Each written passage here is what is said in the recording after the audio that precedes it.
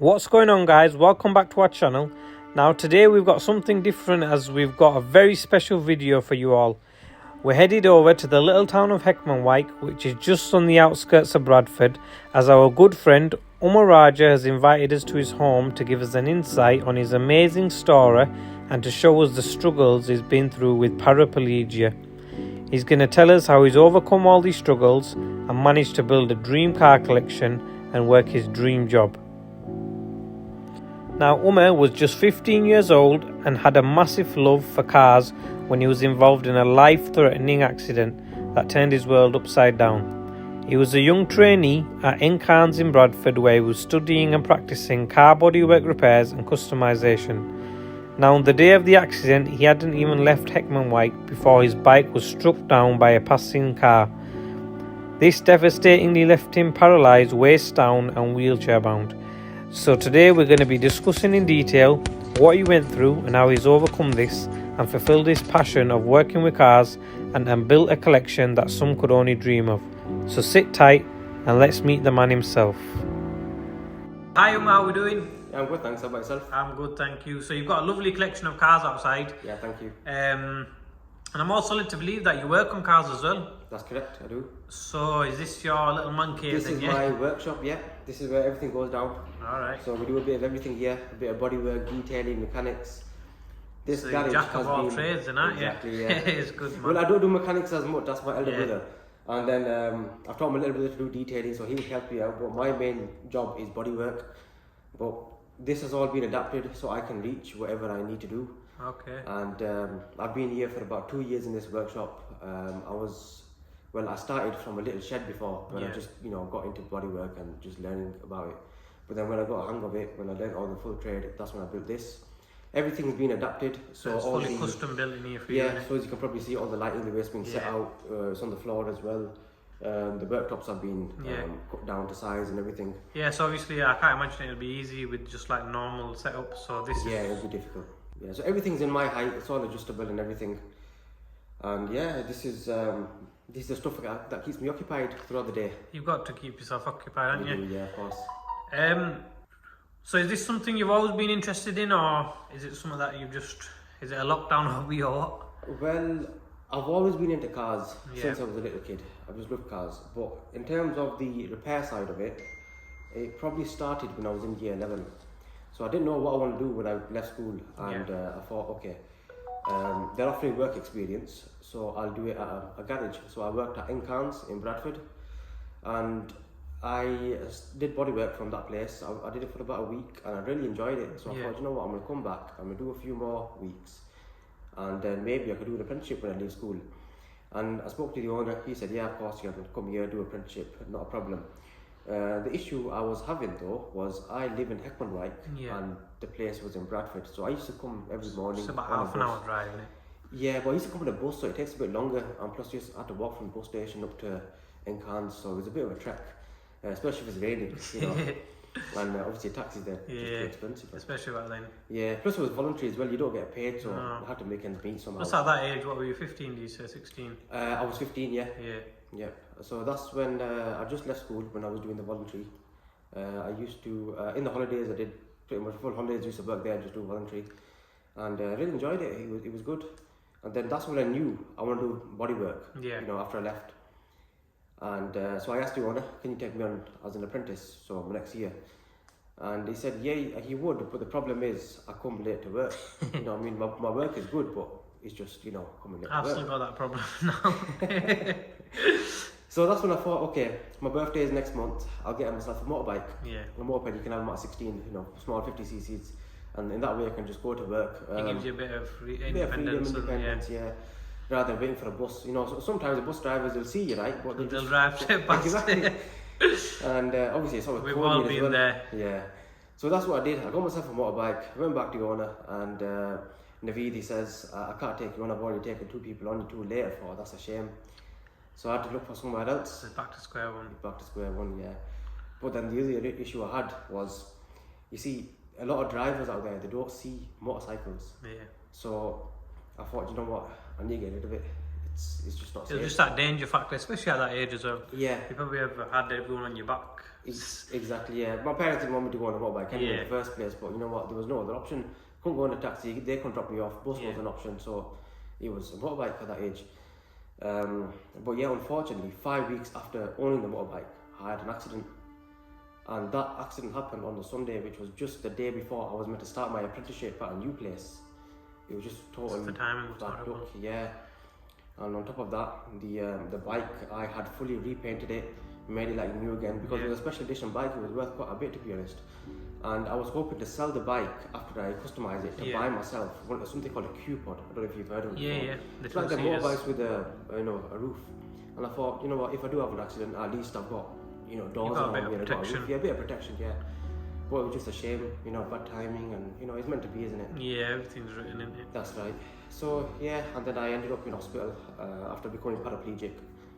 So basically, from my belly button below, I've got no feeling of movement. Alhamdulillah, it has improved over the years. I'm able to feel a bit of my legs. No movement as yet, but hopefully with your du'as and prayers, it'll get better. Yeah, with God's will over time, it should, inshallah. Absolutely. And I was in hospital for 7 or 8 months, I believe it was. I was in 1 month at Leeds General Infirmary, then 7 months at Pinderfields. I did rehab there as well. And then I had to go to another place in Middlesbrough, and that's to get me how I am right now, quite independent. Yeah. Before I was not independent. I was So sorry to interrupt you, but that was about, it happened about, what, 7 years ago now? About 8 years ago, yeah, 2014. So you've come a long way since then. I've come a long way since then, yeah, definitely. It's been a journey and a half. I can imagine. So yeah, all them years ago, so you've always really known you wanted to do car stuff. But despite all the limitations, you've still kind of superseded that and still gone through with your dream. And I think that's what's really important, because something like that, I mean, with most people, they won't be able to come back from that. And the fact that you've actually gone on and done what you set out to do in the first place, despite obviously having the setback. Yeah, to be honest, I didn't think I'd be here right now working on cars. I thought that's it. I'm going to give up. I'm probably going to stay at home, stay in bed, you know what I mean? And just. I think 99% of the people would though. Yeah. Especially given the circumstances, because you take things for granted, you don't really appreciate something till it's gone. Yeah, the something's been taken away from you. Yeah. So for that to happen and still come up, and then you've got your own setup now, you've got all these good cars and. Yeah. Don't get me wrong, I had to work hard for all this. Yeah, 100%. There was a lot of limitations along the way. Just working in a normal garage, they're so cramped. Yeah. There's no accessibility. I had to do it from home, make it to how. Yeah, but that kind of shows what kind of person you are. That shows the willpower and determination, because even though you've not got normal circumstances and it is harder for you than anyone else, you've still kind of smashed that barrier and limit, and you've not just got to where you are. I think you're better than most people, to be fair, because even in a normal circumstance, it's hard to get to the point that you've got to. But you've done well, mashallah. Well, when you stay home all day, it just gets to you and you thought, you know what, Yeah. I'm not staying at home, I'm going to get out there and do something. So sometimes I get annoyed, I get frustrated, something I can't do, I can't read something, but it's just part of life, isn't it? And then you just... Yeah, I mean, you adapt and you kind of make the best of a bad situation. But I've got fantastic support as well, so that really does help. So, if you don't mind, can you tell us a little bit more about your accident, go into a bit of detail of what exactly happened? Yeah, so basically, I was starting the apprenticeship the next day, going to the college, and my laptop wasn't working. So what I was going to do is I was on my way to Argos to return that laptop. So it was in the box, in my bag, on my back. Yeah. Coming down a straight road, and a woman, she was positioned to go the way I was going. And all of a sudden, she decided to do a bit of like a U-turn in the middle of the road. And I was just too close, and I couldn't really avoid it. I tried to swerve to the right because she was coming in my lane, but unfortunately there wasn't enough time, and then we both hit head on. I just landed onto the bonnet, over the roof, and then landed on my back. Wow. I don't really remember much exactly when it happened. Yeah, it'll have been a bit of a blow. Yeah, it was. But yeah, when I woke up, I remember it was actually quite a warm, nice day. I remember having a body warmer on. Yeah. But it was freezing. I was on the floor for about a good 45 minutes when the ambulance came. Wow. Yeah, luckily there was a nice person across the road who lives in one of the houses who gave me a duvet, put it over myself, and that kept me a bit warm. But I was in so much pain, and I remember I was trying to take my helmet off because I was struggling to breathe. Yeah. And the person who crashed into me, her husband was in the car and 3 daughters, I believe, 2 or 3 daughters. And I remember seeing them when they were on the side of the road and were really upset. I think they were crying. Yeah, I can imagine And it was her tragic husband at that was, time. the husband was actually shaking me a few times to stay awake. Yeah. Because I remember I was like losing breath and Yeah, because it could be life-threatening in that kind of situation. yeah, And obviously you was on the receiving end, but on their side, like. yeah, exactly. I was actually trying to explain to the guy, stop shaking me. Do you know what I mean? Just let it go, because when he stopped shaking me, all the pain would go away, and then I just feel like as if I'm just like floating or something. Proper light feeling. Everything just went white, and I just wanted to be in that zone, not on the floor and feeling all the pain. Yeah. And that happened multiple times, and then eventually I just stayed awake. Then That'll mean you going in and out of consciousness. It was, yeah. And the pain was extortionate. I knew something bad had happened, but I didn't understand Yeah, I mean, at that point, obviously with all the adrenaline rush and all the panic and chaos, you don't really know exactly what it is. It's like with anything, when you get hit, even sometimes like you don't feel the pain until like the next day maybe or something. Everything happens at once, doesn't it? Yeah. You're just in the zone, And there was a woman passing by, and she asked me for my mum's number. So I gave her mum's number. They came down to the scene, and the paramedic came first. And not sure if he made things worse, but he made me sort of sit up to take my jacket off. Yeah. He had to cut my clothes off because I wasn't able to move. I was in so much pain. And then ambulance came after obviously 45 minutes, which is quite a long time. I was surprised because usually we have to run up the road. But they took me straight to LGI when the ambulance did come, and they had to operate on me 2 days later, I think. And I wasn't able to eat or drink. That morning, I didn't even eat my breakfast, and I was absolutely starving. So you starved for a while there, weren't you? Yeah, literally 2 days. Probably the longest fast I've ever kept. And basically, I broke my right side of my pelvis. I broke my left leg. I flaked a bone in my foot. So that, they didn't want to operate on that. That just had to heal itself. Yeah, naturally. I broke my back. Sort of in the middle region, and they had to put metal rods in my leg, my back, 2 screws in my pelvis. I also hurt this part of my shoulder. That took a long time to recover because I couldn't really operate that, just the bone had to heal. Yeah. And then I hit my head as well. So I had a bit of a memory loss for a while as well after I hit my head, but that came back over the years. I'm speechless with the amount of injuries you just reeled off there. Yeah, the right roller coaster. Like just to go through that. I don't know, man. Well, we're here now. Yeah, alhamdulillah, that's the thing. Good and bad. With the will of God, you've made it through. It could have been a lot of, exactly. Of course, Yeah, at least you've got your life. But when I was in hospital, right, I used to see loads of people there, people who are worse than me, people who are quadriplegic, they can't even move their arms or anything. Yeah, because yours is from waist down, that would be from. So like if my injury was any higher, I couldn't be doing what I'm doing right now. I wouldn't be able to drive. So alhamdulillah. So it was a matter of a few little movements. Exactly, that could have been a completely different story, isn't it? That's right, yeah. They kind of say like, you don't realise what you got until you lose it sometimes, isn't it? Like I had a mate who was saying to me, he goes, name 5 blessings you've got in your life right now. And I mean, everyone around was like, my money, my cars, my family, stuff like that, all material things.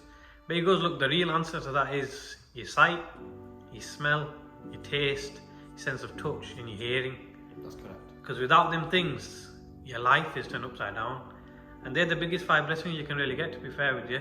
Because like, without them, you can't imagine life, to be fair. And like, a lot of people will probably think, well, if you're born that way, you're kind of used to it because it's always been that way. Yeah. But with you, it's not the case because you've done all this work that you're doing now, all with the cars and everything. You've done it where you were fully able. Like, it's a complete flip now, isn't it? Yeah, it's a very, very big change. And how did you adapt to that change, and what was the process of doing all that? It was a very lengthy process, a lot of frustration, a lot of tears, I'll be honest with you. And to be honest, now that I'm thinking about it, I'm surprised how far I've come. Yeah. It's I didn't think I'd be coming this far. You wouldn't think that a lot of people, like 90% of people, wouldn't be able to do. Yeah. Like, get to this And stage. you know what? I've done some things that I probably wouldn't even done if I was walking. Like for example, I've been indoor skydiving. Yeah. You know, I wouldn't even expect myself to do that. I've flown a helicopter as well. And I went to a racetrack as well. That was quite nice. And to be honest, I don't think I probably would have done any of them sort of things before. And yeah, I suppose it's sort It of gives you a different scope on life. yeah. You realise life's too short to just be boring, innit? Yeah, that's right.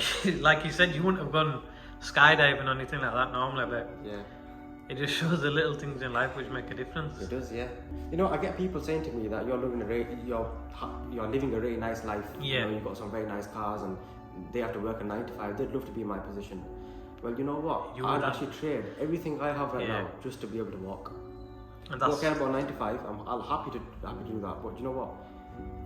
The struggles I have to go through, it's not worth it. Honestly, these cars are not worth it. What I have right now. I don't think anything's worth it materialistic wise. Like I said before, it's a blessing. You can't replace them with material things. But it's all about how you move on from a situation. Like, look, you've gone through the situation, but you've made the best of that situation. And like you've got a lot of independence now for yourself. Like I think you've kind of like built that up. Yeah. You saying you bought the new Mustang for that as well? Yeah, that's right. So I had a convertible BMW before that I used to use, and that was allowing me to put my chair in myself and go place on my own. So that's why I bought the Mustang. It's a convertible, and again, it allows me to put my chair in my car myself. Yeah. Like with the other cars, the estates or saloons, the kind of big boots. Yeah. Like the doors space. Too small, so I can't get my chair through. Yeah. So with a 3-door car or a convertible, it's a lot easier for myself to put the chair in myself. So you know, that's the main reason why I bought it. I could have a van that has a lift in the back and put a chair in myself. But then we'd have to V8 swap it, wouldn't we? Yeah, exactly. Yeah. We'd have to have a big block in there. No, it's good, man. So obviously, I think the viewers would be quite intrigued to see you actually like getting into the car, and obviously they're driven by hand controls, aren't they? That's right, yeah. So I think we should pop outside now, see which car you like the most, and we'll jump in that and take it for a drive. What do you think? That sounds good. So we're picking the Mustang to go out in today, yeah? So these are the hand controls. So either you pull... Yeah, so you pull it to accelerate, or you push down to brake. So it's pull to accelerate and push to brake. That must feel weird while driving. You get used to it. I don't know how I'm going to get used to that. It'll be very sensitive, won't it? Yeah, it's quite sensitive. You want to show us how you get in then? Yeah.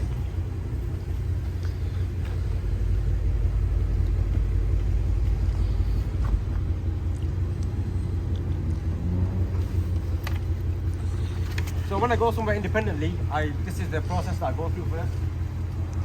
So I just put that there. So you manoeuvre your legs in. Legs going first. And it's simple as just slide straight across. Straight across, like that. And then... So you've got detachable pillow. Straight into the back.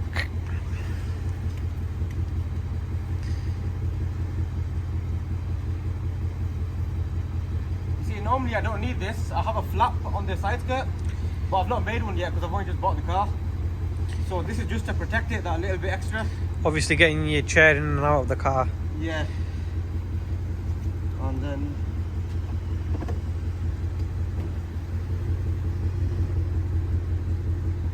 So this is not the car to drive when it's raining then, is it? No, it's not. Right.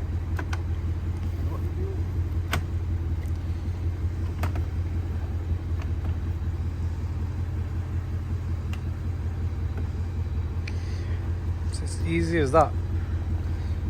Pull the wheels off.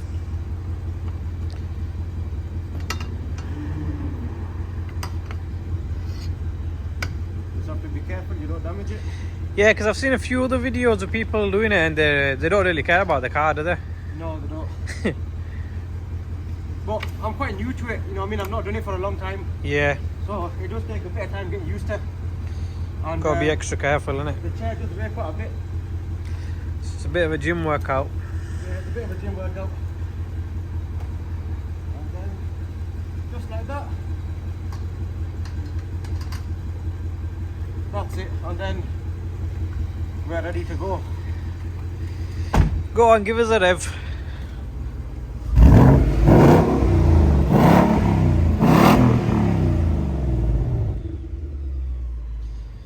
Nice. But see, there's no room for a passenger because it's just for myself. But no, if I take a passenger with me, then what they do is they put the wheels in the boot, Yeah. and then this goes into the back seat. But hopefully I can get a folding version of these, and then it'll be a lot easier. So will that go in the boot then? Yeah, because this doesn't fit in the boot. The boot's actually a little bit small. Yeah. It fit all the other cars like the Subarus, the M5 and everything, but you know, this one's a bit small because it's convertible. Yeah. But we'll sort that out soon. Right, let's go on the road then. Let's go. So guys, we're going to go for a bit of a drive. Umar's going to take us first and show us how exactly it's done with these hand controls. Because I'm not too confident with them, to be fair. How long have you been driving for now? About 7 years. 7 years. Yeah. So you passed with hand controls, like did you take your tests and stuff with hand controls? With hand controls, yeah.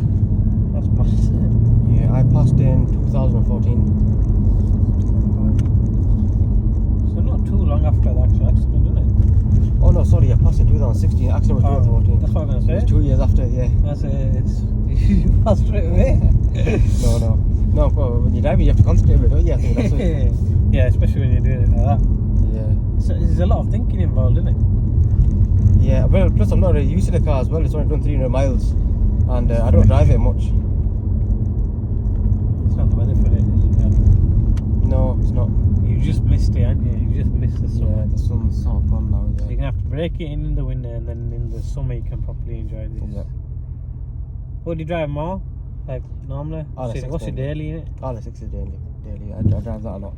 Can't be bad. Must be nice. Yeah. RS6 is a daily, you can't go wrong. So what was the like the process of actually, like, say if there's people out there who probably in wheelchair users and stuff, and they do want to drive, like, Yeah, so you've got Motability, yeah, and you do get some nice cars with Motability, but you've got the advance payments on them are really high. That's the problem. And like my first car was a BMW 1 Series. I had pretty much all the options. just the orange one, wasn't it? Orange one, yeah. But now they've gone a bit strict, and they've taken a lot of nice cars off. And the nice cars that they have on, the advance payment is quite high. Yeah, because it's more like B classes now, and Yeah. Now, if you want a nice car, and if your insurance isn't a problem, I'd say do what I've done. So basically, you buy a car outright, they take 20% off the price. And like what I did when I went to dealership, I told them, okay, if I choose all the options, will you give me a discount? So they gave me a £2,000 discount anyway, and then on top of that, they knocked off the VAT. So I got it even cheaper. good deal, that, innit? Yeah, it's a good deal. What about, as in, like, say if there's a wheelchair user who's actually wanting to learn to drive? Then there's a place Is there in people Leeds who, like, yeah, called the William Merit Centre, and they assess you. They take you out in a car with hand controls, let you, test drive it and have a feel of it.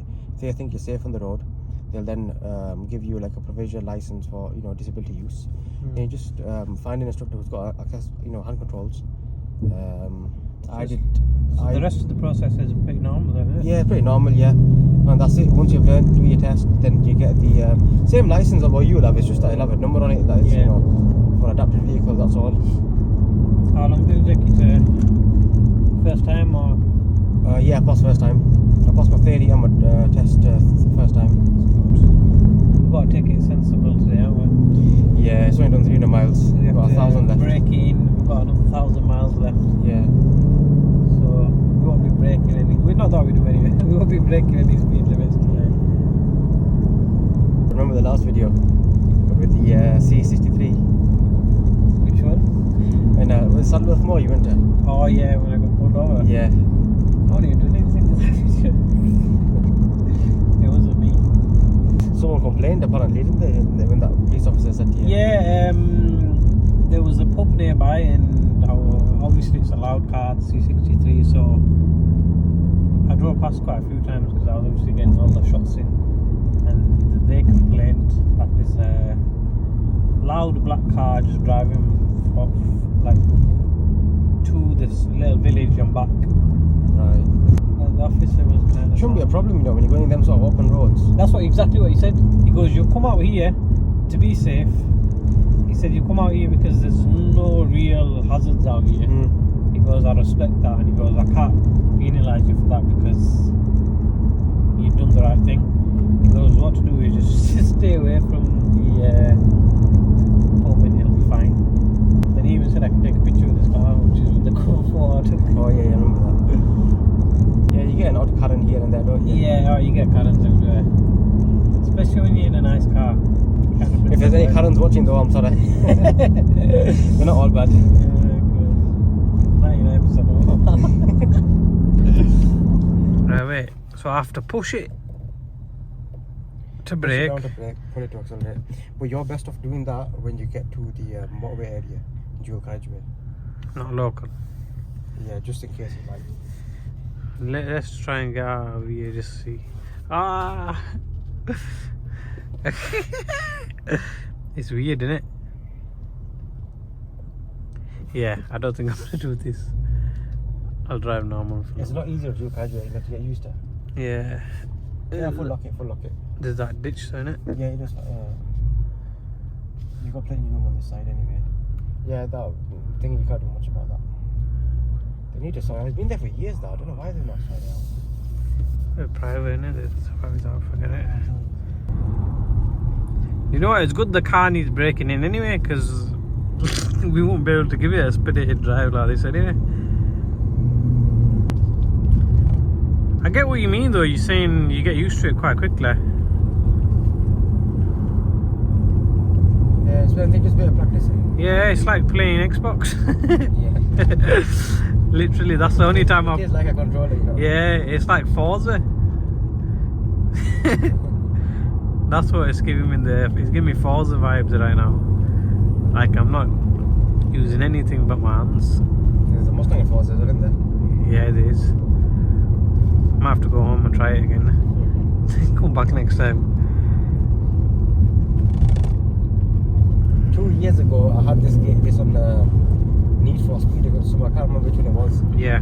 And I used to change the colour of it and put body kit and everything. And that's it. It's become a reality now, isn't it? Yeah. That's same with your Subaru as well, isn't it? You had a toy and That's right, yeah. you made it into a reality as well, didn't you? Yeah. And you made it exactly how you wanted it, with all the... Very close, yeah. Yeah, more or less. Third exit.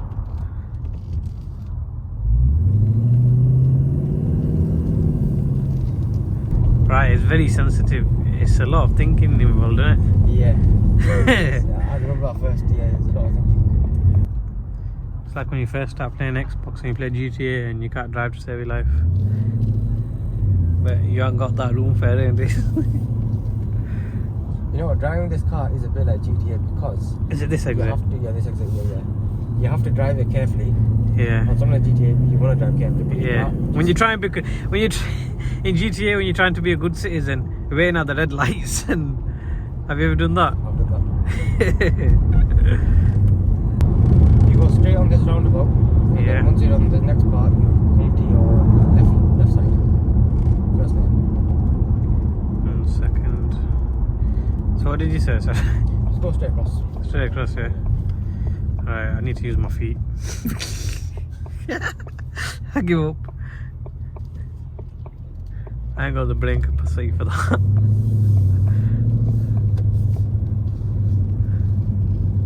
Let's just get past these roundabouts because they're blagging my head. Is the exhaust button on?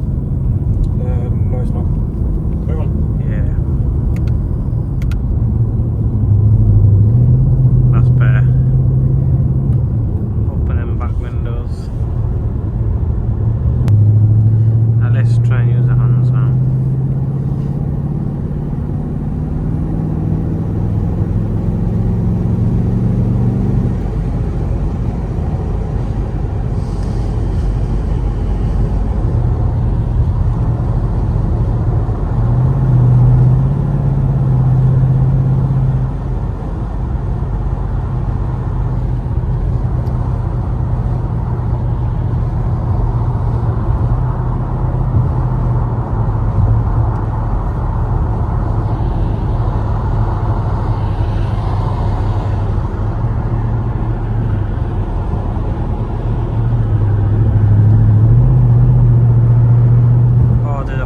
American muscle car behind us.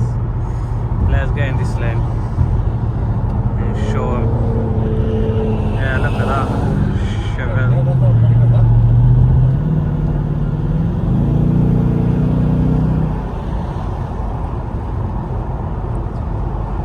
There is a Chevelle SS or something.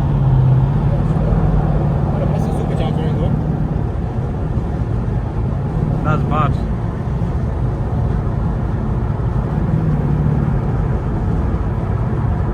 Look at the size of them wheels on the back. Wow. Are we going left? Yeah, left.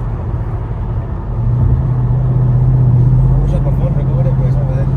Don't worry, I'm recording it. I think, I hope. The wheels are massive, eh? They are huge.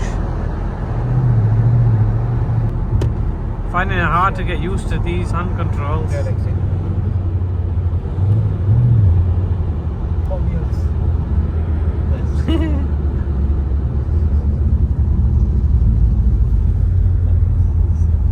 Oh, it's a left-hand drive as well. Sick. That sounds bad. They sound very similar, to be fair, don't they? It does, yeah. Yeah. With the braking, I'm using my feet Okay, you might as well. because I'm It'll finding. take a while to get Yeah, used to. I'm finding it. Oh, look at that! I'm finding it very hard to get the senses. Yeah, sensitivity of it.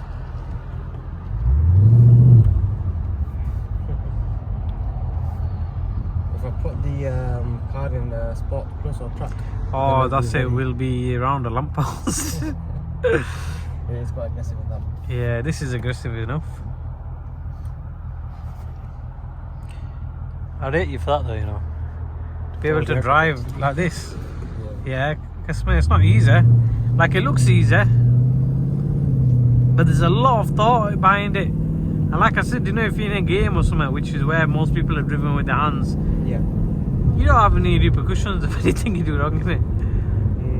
You don't have to left or straight. No, straight. You don't have to think about anything twice. But it's hard.